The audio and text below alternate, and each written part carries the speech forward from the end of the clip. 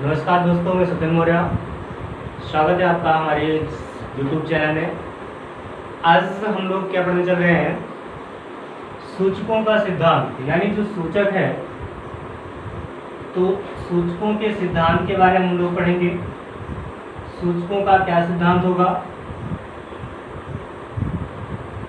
तो इस सिद्धांत में हम लोग जो पढ़ते हैं, पहला सिद्धांत आप इसमें हम पढ़ेंगे ओस्टवाल्ड का सिद्धांत। तो ओस्टवाल्ड के सिद्धांत में मैं आपको एक चीज बता दूं कि ओस्टवाल्ड ने कहा कि कोई भी जो सूचक होगा वो या तो दुर्बल कार्बनिक अम्ल होगा या फिर दुर्बल कार्बनिक क्षार होगा। उन्होंने कहा ओस्टवाल्ड के अनुसार, मैं लिख देता हूं थोड़ा सा, ओस्टवाल्ड के अनुसार ओस्टवाल्ड ने क्या कहा कि कोई भी जो आपका अम्ल या क्षार होगा या कोई भी जो आपका सूचक होगा, अम्ल क्षार का ही तो सूचक होता है, बताता है, तो यहाँ पर वो है तो दुर्बल कार्बनिक अम्ल होगा या फिर दुर्बल कार्बनिक क्या होगा, क्षार होगा। तो हम थोड़ा सा राइट डाउन कर लेंगे, लिखेंगे ओस्टवाल्ड के अनुसार, ओस्टवाल्ड का सिद्धांत आप हेडिंग ला सकते हैं, और इस सिद्धांत में हम लोग लिखेंगे ओस्टवाल्ड के अनुसार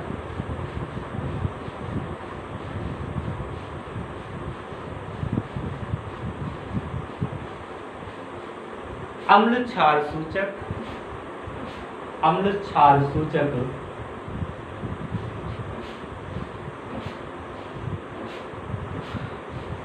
या तो कोई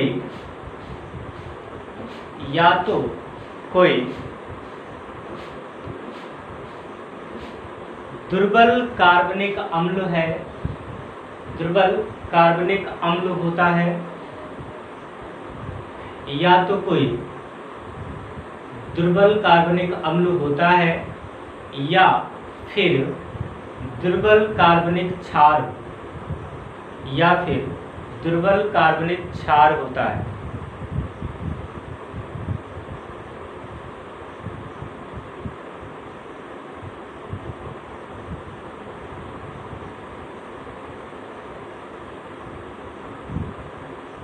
दुर्बल विद्युत अपघट्य होने के कारण, दुर्बल विद्युत अपघट्य होने के कारण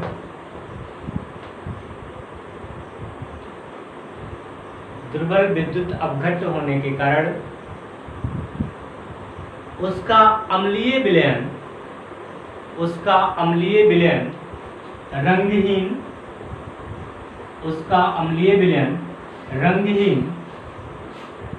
तथा क्षारीय विलयन रंगीन होता है, तथा क्षारीय विलयन या क्षारीय सूचक जो भी करना चाहे, क्षारीय सूचक रंगीन होता है,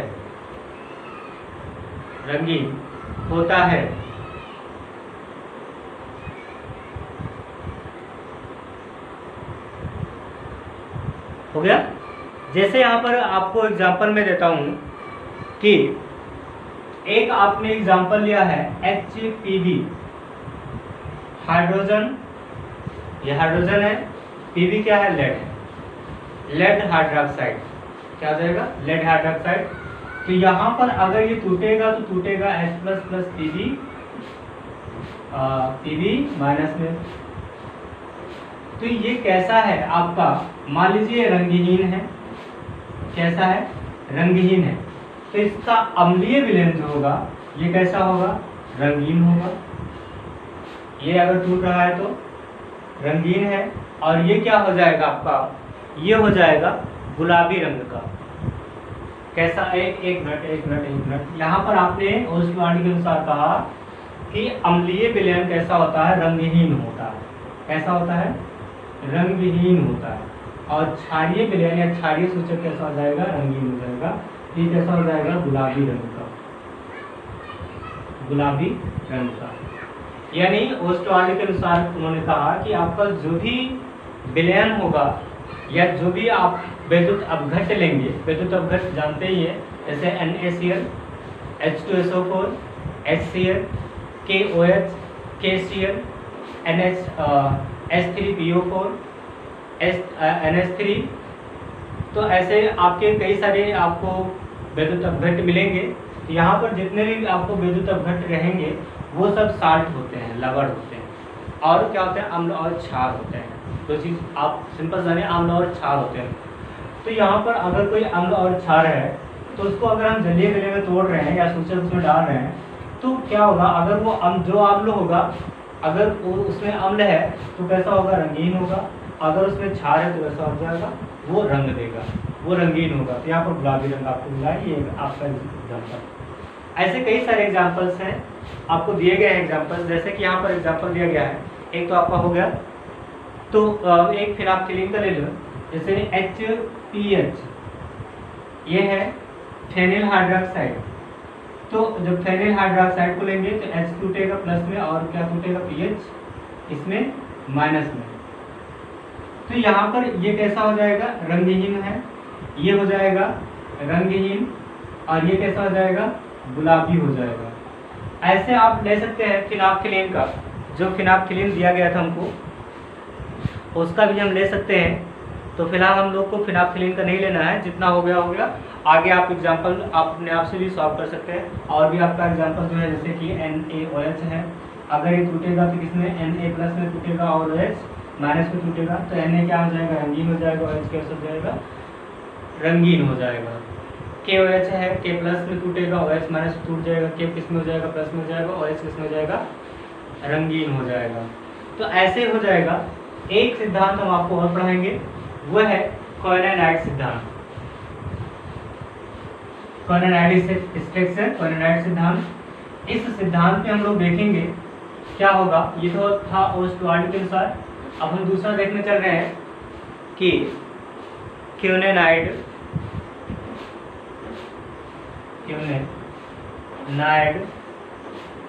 सही था, यही तो गलत होता है हमसे। हाँ ठीक है, कोएनोनाइट सिद्धांत। इस सिद्धांत के अनुसार उन्होंने क्या कहा?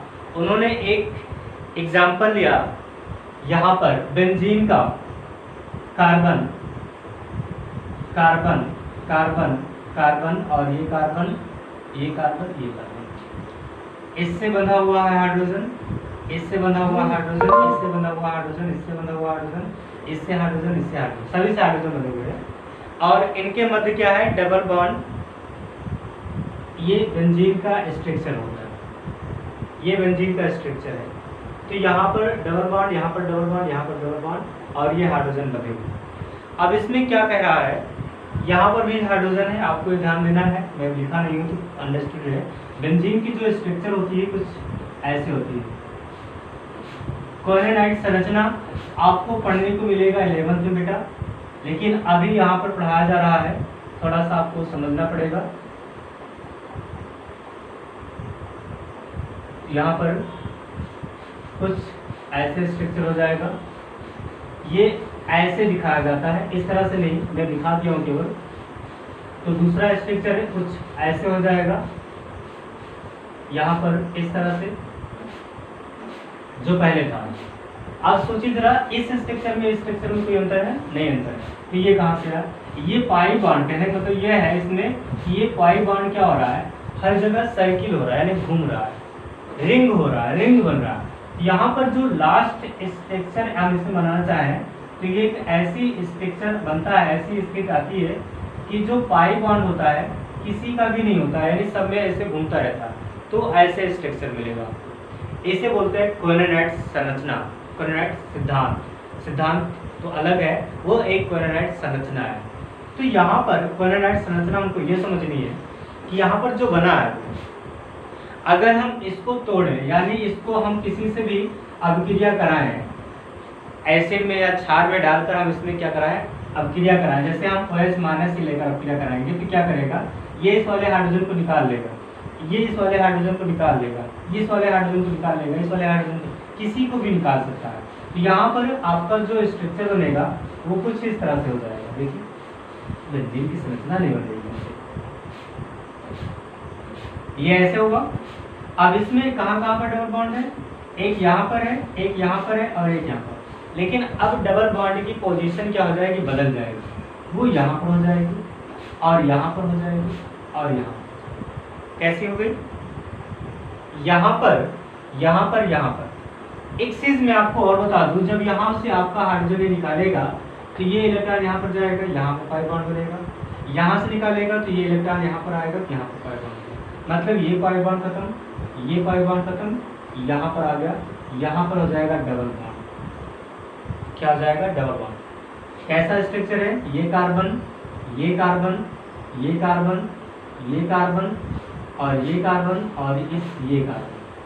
कुछ इस तरह से आपकी कोलिनोइड संरचना यहाँ पर तैयार होती है। तो इस कोलिनोइड संरचना में आपका जो यहाँ पर दिया गया, ये कोलिनोइड जो संरचना है ये डार्क रंग होगा। ये कैसा रंग होगा, डार्क रंग होगा।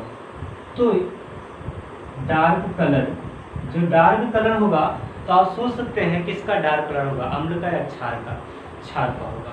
ठीक है, और इसका कैसा होगा, ये कलरलेस होगा। तो इस तरह से ये संरचना हुई। इस संरचना में हम लिख सकते हैं, लिखेंगे इस सिद्धांत, यह सिद्धांत लिखेंगे, यह सिद्धांत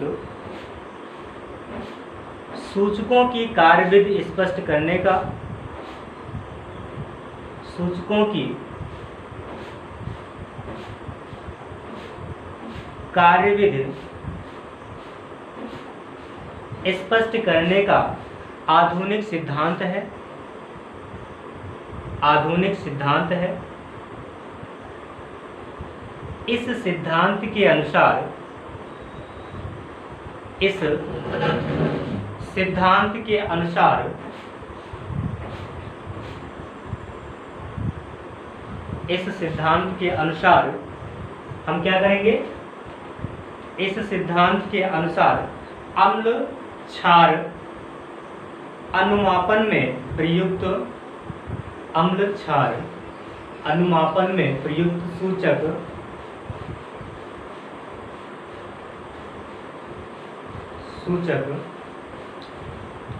की कार्यविधि एक चलावयता, लिख देता हूं, चलावयता, टाटोमेरिज्म बोलते हैं बेटा इसे, टाटोमेरिज्म, चलावयता, टाटोमेरिज्म, एक चलावयता टाटोमेरिज्म के द्वारा स्पष्ट करते हैं, के द्वारा स्पष्ट करते हैं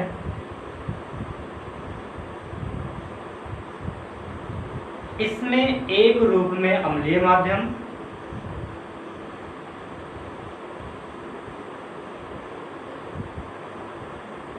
इसमें एक रूप में अम्लीय माध्यम तथा दूसरे रूप में क्षारीय माध्यम, क्षारीय माध्यम होता है।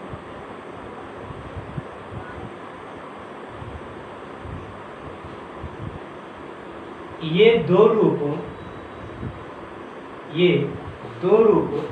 बेंजेनॉइड संरचना, बेंजेनॉइड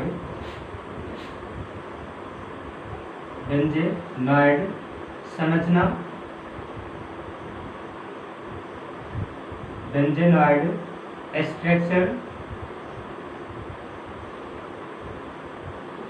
अथवा क्यूनेनाइड संरचना,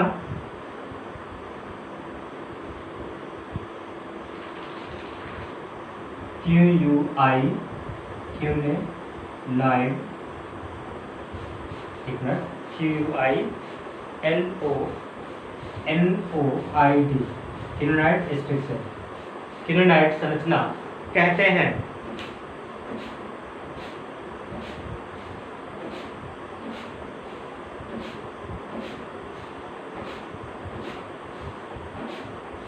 हो गया,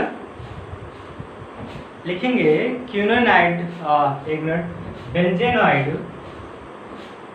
ये है आपका बेंजेनॉइड, बेंजेनॉइड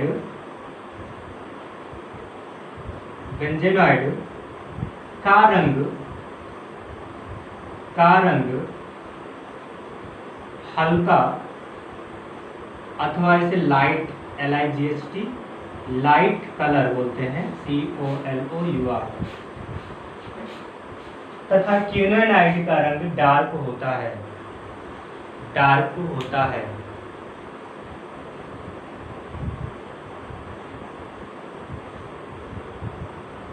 अतः जब विलयन का pH मान बदलता है, अतः जब विलयन का pH मान बदलता है, विलयन का pH मान बदलता है तो इनके रंग में भी परिवर्तन होता रहता है, तो इनके रंग में भी परिवर्तन होता रहता है। हो गया इतना? आगे हम लोग अब चलेंगे, जो था इसके आगे का हम पढ़ेंगे। इसके आगे का हो जाएगा दोस्तों अम्ल और क्षार जो है इनके भौतिक गुण। अभी हमने इनके गुण की बात नहीं की, यानी जो अम्ल और क्षार हमने पढ़ा, अम्ल क्षार पढ़े, अम्ल क्षार के बाद हमने pH मान पढ़ लिया, pH वैल्यू कैलकुलेशन पढ़ लिया और सूचक पढ़ लिया। अम्ल के समान गुण और क्षार के समान गुणों को हमने नहीं पढ़ा है। चलिए अब हम हेडिंग डालेंगे और हेडिंग में सबसे पहले हम लिखेंगे और लिखने के साथ साथ हम लोग समझ लेंगे, ठीक है? या फिर अगर मैं लिखवाऊँ ना तो केवल मैं क्या कर दूँ, केवल लेक्चर दे देता हूँ, आप अपनी बुक से क्या करेंगे, लिख लेंगे, ठीक है? हाँ ठीक है, यही सही है। मैं फटाफट आपको समझा देता हूँ, आप क्या करेंगे, अपनी बुक से नोट कर लाएंगे। तो यहाँ पर हो जाएगा अम्लों के सामान्य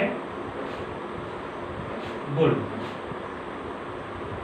अम्लों के सामान्य गुण। अम्लों के सामान्य गुण में हम पहला पॉइंट देखिए, इसमें क्या होती है, इसमें तन्यता पाई जाती है, इसमें तन्यता पाई जाती है। और इधर हो जाएगा आपका क्षारों के सामान्य गुण, क्षारों के सामान्य गुण, इसमें हो जाएगी तन्यता नहीं पाई जाती है। एक मिनट भैया, क्या बोल रहे हैं, हम धातु पढ़ा रहे हैं आपको, सॉरी। पहला पॉइंट हो जाएगा ये खट्टा होता है, ये स्वाद में कैसा होता है, खट्टा होता है। ये स्वाद में कैसा होता है बेटा, खट्टा होता है। और ये स्वाद में कैसा होता है, ये स्वाद में कैसा होता है, तीक्ष्ण होता है। कैसा होता है, तीक्ष्ण होता है। ये स्वाद में कैसा होता है, खट्टा होता है। ये स्वाद में कैसा होता है, तीक्ष्ण होता है। आपको शुरू में ही बताया गया था कि अम्ल जो होते हैं वो स्वाद में कैसे होते हैं, खट्टे होते हैं। दूसरा है, इसमें दूसरा पॉइंट हो जाएगा, जो आपका प्रबल अम्ल होगा, प्रबल अम्ल क्या कर सकता है, संक्षारक का काम करता है, संक्षारक का कार्य करता है। अब संक्षारक क्या है, आपको बताया गया है। जैसे संक्षारक मतलब होता है लकड़ी में, लोहे में जंग लगना, का लकड़ी, लोहा, कागज, कुर्सी, मेज, इन सब में क्या करता है, जंग लग जाता है, जिससे क्या होता है, उसको खराब कर देता है। और ये भी क्या करता है, यानी दूसरा पॉइंट इसका, जो भी प्रबल क्षार होगा, प्रबल क्षार भी क्या करता है, संक्षारक का कार्य करता है। ये भी क्या करेगा, लकड़ी, कागज, कुर्सी, मेज, लोहा आदि को क्या कर देगा, जला देगा। त्वचा को नष्ट कर सकता है, त्वचा को भी जला सकता है। और भी क्या होगा, इसमें अम्ल जो होता है जल में विलय होता है। और स्वाद कैसा होता है, सॉरी, ये क्षार कैसा होता है, अम्ल कैसा होता है, जल में विलय होता है। अगर हम अम्ल को डालेंगे जल में तो क्या हो जाएगा, घुल जाएगा। जैसे आप हाई स्कूल में प्रैक्टिकल करते हैं, अगर हम क्या करेंगे, अगर हम H2SO4 में, H2SO4 में हम H2O को डालते हैं तो क्या होगा, H2SO4 में अगर हम H2O को डालेंगे तो क्या होगा, H2SO4 वाटर में क्या हो जाएगा, विलीन हो जाएगा, वाटर में घुल जाएगा, वाटर में क्या हो जाएगा, विलीन हो जाएगा। तो इस तरह से हमने देखा। आप कभी भी प्रैक्टिकल में पहले पानी और उसमें H2O मत डालिएगा, पहले H2O फिर उस H2SO4 फिर उसमें पानी डालेंगे ड्रॉप बाय ड्रॉप। उल्टा बोल रहा हूँ। पहले आप क्या करेंगे, पानी ले लेंगे, फिर उसके बाद क्या करेंगे, उसमें आप वाटर को ड्रॉप बाय ड्रॉप डालेंगे। ठीक है, तो ये चीज़ आप करेंगे, उल्टा नहीं करेंगे। नहीं, प्रैक्टिकल में क्या होता है, H2SO4 कंसंट्रेट H2SO4 क्या होता है, हाईली होता है। इसकी विस्कोसिटी या इसकी श्यानता क्या होती है, ज़्यादा होती है। अगर हम क्या करेंगे, पहले से पानी ले लेंगे। अगर हमने पहले से मान लीजिए आपने H2SO4 ले लिया, H2SO4 पहले से ले लिया और वाटर को बाद में डाला, तो वाटर की डिस्टेंसी कम होती है, विस्कोसिटी कम होती है, सांद्रता कम होती है। क्या हो जाएगा, वहीं पर उबलने लगेगा और आपकी ट्यूब फूट जाएगी, वॉल्यूम ट्यूब फूट जाएगी। इसलिए क्या करेंगे, पहले आप क्या कर लेंगे, वाटर ले लेंगे, फिर उसमें ड्रॉप बाय ड्रॉप क्या डालेंगे आप, H2SO4। तो H2SO4 क्या हो जाएगा, नीचे जाकर बैठता जाएगा और धीरे धीरे आपकी रिएक्शन होती रहेगी। तो इस तरह से होता है। और फिर क्षार क्या होता है, ये भी क्या होता है, जल में विलय होता है। क्षार भी क्या होता है, जल में विलय होता है। आप सिंपल देखें, एल्कोहल पानी में मिलाकर किया जाता है। नेक्स्ट पॉइंट क्या है कि अम्ल जो होता है जल में विलय होने के साथ साथ इसमें ऊष्मा उत्पन्न होती है। ये इसमें क्या होती है, ऊष्मा उत्पन्न होती है। और ऐसा उसमें नहीं होता है, इसमें ऊष्मा उत्पन्न होती है। यानी कि अगर हम अम्ल को जल में मिलाएंगे, यानी अम्ल को अगर हम जल में मिला रहे हैं तो क्या होगी, ऊष्मा उत्पन्न होती है। हमने कहा कि H2SO4 क्या होता है, ऊष्मा उत्पन्न करता है। अगर पानी को अगर H2SO4 पहले ले लिया, पानी बाद में डाल रहे हैं, तो आप क्या हो जाएंगे, आप जल सकते हैं, आप जल जाएंगे। पहले पानी लीजिए, फिर उसमें H2SO4 धीरे धीरे मिलाइए। ठीक है, तो इस तरह से आप कर सकते हैं। इसमें ऊष्मा उत्पन्न होती है और ताप बढ़ाने पर इनकी अभिक्रिया तेजी हो जाती है, उसमें ऐसी कोई प्रोसेस नहीं होती है। ठीक है, नेक्स्ट पॉइंट क्या कहा गया, नेक्स्ट पॉइंट ये कहा गया कि जो आपका अम्ल होता है, अम्ल नीले लिटमस पेपर को क्या कर देता है, लाल कर देता है। अम्ल जो होता है, चौथा पॉइंट, नीला लिटमस पेपर को क्या कैसा कर देता है, लाल कर देता है। नीले लिटमस पेपर को क्या कर देगा, लाल कर देगा। और क्षार जो होता है आपका, वो क्षार जो होता है लाल लिटमस पेपर को कैसा कर देगा, नीला कर देगा। क्षार लाल लिटमस पेपर को कैसा कर देता है, लिटमस पेपर को कैसा कर देता है, नीला कर देता है। ठीक है, और ये फिनाइल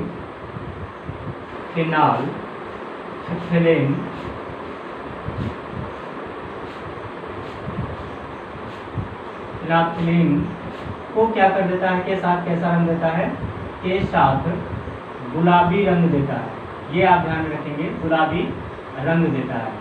ठीक है, इतना हो गया 4 पॉइंट। 5वां पॉइंट और ये लास्ट पॉइंट हो जाएगा। अगर हम यहाँ पर हम कहें कि अगर कोई भी आपका अम्ल है, जैसे H2SO4 है, इसकी हम किसी धातु के साथ अगर हम क्रिया कराते हैं, कोई भी धातु आपकी क्रिया करेगी तो यहाँ से हाइड्रोजन गैस मुक्त हो जाएगी। यानी जो आपका H2 कोई भी अम्ल होता है, अगर वो किसी भी धातु के साथ अपक्रिया करता है तो वहाँ से आपका क्या होगा, H2 गैस यानी हाइड्रोजन गैस क्या होगी, बाहर निकलेगी। ठीक है, और क्षार में क्या हो जाएगा, क्षार में कुछ एक्स्ट्रा पॉइंट है, इसमें हम लोग नोट करेंगे। अम्ल में एक पॉइंट और है, मैं आपको बता देता हूँ, फिर क्षार सीधा चलते हैं। अम्ल क्षारों से अपक्रिया करके लवण बनाता है, जो आपका अम्ल होगा। छठा पॉइंट, अम्ल क्षार से अपक्रिया करके, यानी H2SO4 आपका कोई भी क्षार होगा, NaCl से लवण है तो NaOH से अपक्रिया करेगा तो क्या बनाएगा, साल्ट बनाएगा। जैसे NaSO4 या NHSO4 क्या बनाएगा, NHSO4, और क्या बनाएगा, प्लस में H2O बनाएगा। और भी जैसे आपका हो जाए KOH, ये क्षार है आपका। एक HCl अम्ल है, क्या बना लेगा यहाँ से, KCl साल्ट हो गया, और क्या बना लेगा, H2O जल बना लेगा। ऐसे ही आपका क्षार हो जाएगा। क्षार क्या करेगा, चौथा पॉइंट, क्षार क्या करेगा, यहाँ पर चौथा पॉइंट इसमें क्या कहा गया, चौथा पॉइंट तो ये हो गया और पांचवा पॉइंट ये हो गया, छठा पॉइंट ये हो जाएगा। छठे पॉइंट में यहाँ पर कहा गया ये क्या करता है, इलेक्ट्रोलाइसिस को कोलाप्स कर देता है। उसके बाद क्या कहा गया, हाइड्रोजन गैस बाहर निकालती है। चलिए छठे पॉइंट में ये कहेंगे कि ये जो क्षार होता है ये भी अम्ल के साथ क्रिया करके, क्षार अम्ल के साथ क्रिया करके क्या देगा, साल्ट देगा। क्या देगा, साल्ट देगा, यानी लवण का फॉर्मेशन करेगा। ये भी जैसे KOH, अभी यहाँ पर एग्जाम्पल लिया गया KOH प्लस क्या लिया जाए आपका, कोई भी आपका साल्ट यहाँ पर एसिड लिया जाए, जैसे HNO3 क्या बनेगा यहाँ पर KNO3 प्लस H2O बन जाएगा। ठीक है, ये बन जाएगा। और भी आपके एग्जाम्पल्स हो जाएंगे। जो 7 नंबर, अम्ल क्षार जो होता है, क्षार साबुन का निर्माण करता है, क्षार साबुन का निर्माण करता है, क्षार के द्वारा साबुन बनता है। साबुन का आगे पढ़ाएंगे चलकर आपको, क्षार के द्वारा क्या होगा, साबुन बनेगा। चलिए आज के लिए इतना बहुत, थैंक यू दोस्तों।